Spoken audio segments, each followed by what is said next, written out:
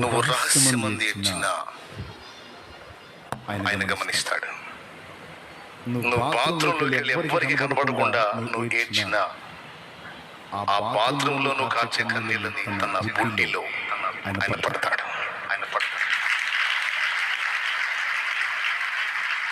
చాలా సీరియస్ నీ కన్నీళ్ళు. ఆయన హృదయం కదిలితే నీ కళ్ళలో కన్నీళ్ళు వస్తాయి.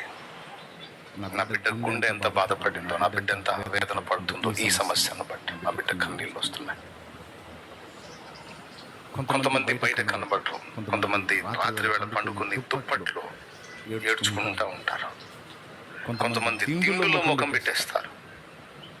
ఎవరికి కనబడకుండా సాష్టాంగపడి బిడ్డ మీద పడి దిండులో ముఖం పెట్టి ఆ దిండు తడిచిందాక ఏడుస్తూ ఉంటారు.